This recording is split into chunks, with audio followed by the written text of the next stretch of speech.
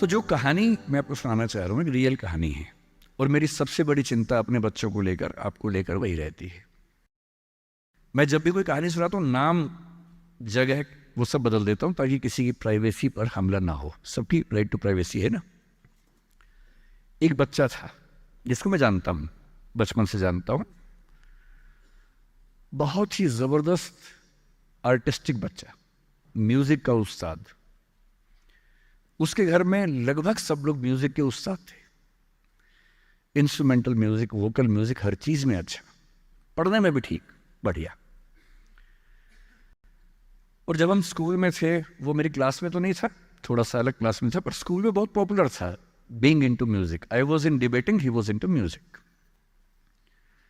और बाद में उसने हमारा स्कूल छोड़ भी दिया कुछ समय के बाद, फिर वो कहीं और चला गया, फिर हमारा मिलना नहीं हुआ। उस समय ना तो व्हाट्सएप था ना यूट्यूब था, तो बाद में मिलने का स्कोप भी नहीं रहता था। जो एक बार चला गया वो चला ही जाता था उस समय। अब तो बच्चे जिंदगी भर दोस्त रहते हैं। फिर जब मैं दिल्ली यूनिवर्सिटी में आ गया, ग्रेजुएशन कर चुका था, उसके बाद अचानक मुझे एक बचपन का दोस्त मिला जिसने मुझे एक इंटरेस्टिंग क्या डिवास्टेटिंग बात बताई। तो बात चल रही थी कि स्कूल के दोस्त कहाँ कहाँ हैं, क्या कर रहे हैं। तो बातों बातों में उसका जिक्र भी आया। तो मैंने बड़ी उम्मीद से पूछा, मैंने कहा वो तो बॉम्बे चला गया होगा, फिल्म इंडस्ट्री में चला गया होगा। तो मेरे दोस्त ने पूछा कि तुम्हें नहीं पता उसके बारे में? मैंने कहा नहीं। उसने कहा यार वो जेल में है, and he was one of the most creative students of our school. मैंने कहा जेल में क्यों है? बोले सच में नहीं पता। मैंने कहा सच में नहीं पता मुझे। बोले वो ग्रेजुएशन करने के लिए जब गया तो पता नहीं क्या हुआ, उसकी थोड़ी संगति खराब हो गई। बैड कंपनी जिसको हम बोलते हैं, जो इस उम्र में अच्छी लगती है, वही वाली।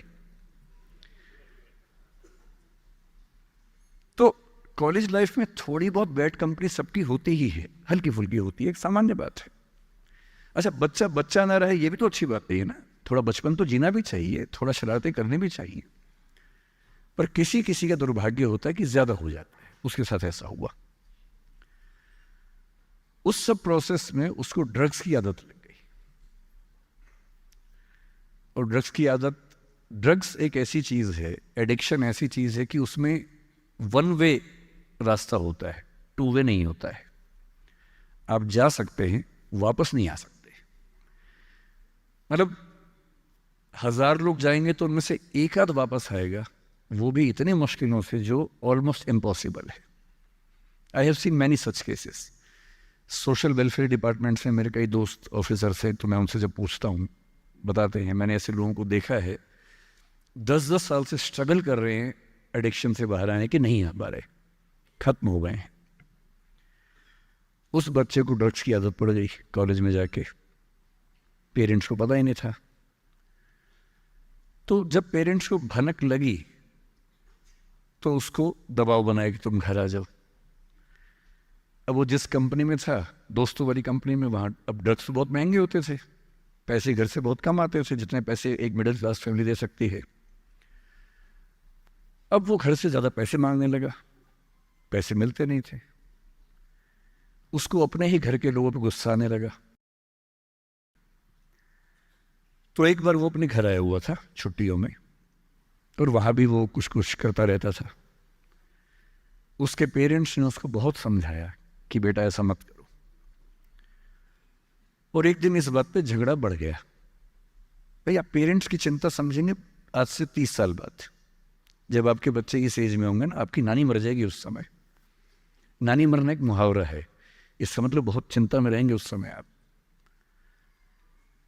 और उस दिन पता नहीं क्या हुआ, एक झगड़ा हुआ, क्योंकि जो एडिक्शन के शिकार हैं उनका दिमाग उनके कंट्रोल में नहीं होता है।